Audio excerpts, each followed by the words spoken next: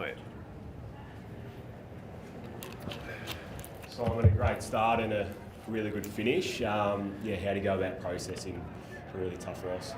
Yeah, obviously it's disappointing, but I spoke to the players before about controlling what we can control. And part of it's controlling our consistency in games. We certainly look at our good and our best, and it's certainly good enough. But then there's those little inconsistencies within our game, that aren't quite there, and that's not only been in losses, it's been in wins as well. So it's been able to control those things within our game for longer as a group and play out 4 quarters and get it done more consistently, because we're playing a lot of tight games at the moment.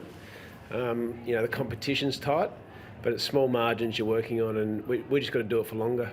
Do you have an answer for the gap between your best and worst within games? Oh, it's a combination of the things. I think when it looks like a Melbourne game, we're quite strong and we're powerful, and when it's off that, it's not quite that what it looks like. So, second quarter today, the transition game came alive for the Giants. And in the last quarter, at the start of the last quarter, it was centre bounce. We lost to 8-0. The first 4 centre bounce losses cost us goals. So they're the sort of lapses that you're talking about and how we can improve. And obviously, it's doing whatever we need to do in the game more consistently for longer. And because we know, when you saw the first quarter, how powerful it looks when we get it right. How disappointing is the centre bounces you're talking about in the last quarter, considering what happened against Freo last week when the clearance differential was so stark?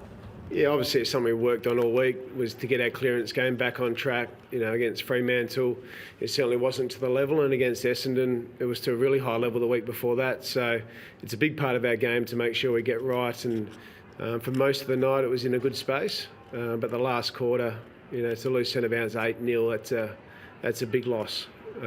At a stage in the game where the game had become an arm wrestle. That third quarter was a genuine arm wrestle in the game, and it was going to be who could get the ascendancy in certain areas to break the game open, and to the Giants' credit, that was them. Obviously very different last week without Max gone, but does the last fortnight suggest you need to be able to bat deeper through the middle in terms of personnel you roll through there? I think we're continuing to evolve in that area of the ground. No Christian Petrarca, no Angus Brayshaw, a couple of big pillars that you lose throughout the season. We've added Trent Rivers. He's still only 5 games into becoming a midfielder. So we're adding layers. Bailey Laurie was in there tonight for big patches. So we're continuing to look at that area and evolve our team within that area. But it's something we need to continue to work on. Stoppage and clearance is an important part of our game. But obviously the turnover game's equally as important. In that second quarter, the Giants got us in that phase of the game. Yeah, you see Max's game coming back. Oh, look, he was important. It was a great contest. Briggs is a very, very good ruckman, and they had a great duel all night. Briggs probably took the honours just at the end of the night. The centre bounce clearances at the end, he was pretty influential in those. So he probably took the odds in that. But Max, was just great having him back out there. First and foremost, he's done a hell of a job to get himself right in the last couple of weeks to get back playing for our footy club.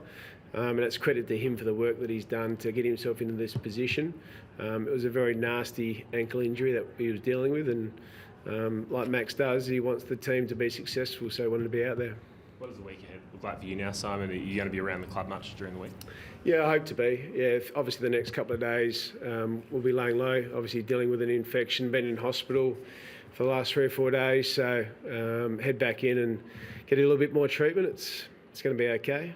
So it's nothing to really worry about other than just make sure I get on top of it and get it fixed and get around the boys. But, the coaches that have been dealing with most of the stuff throughout the week, Andrew McWalter, Greg Stafford, Troy Chaplin have been amazing in terms of pulling the program together and getting the boys ready for tonight.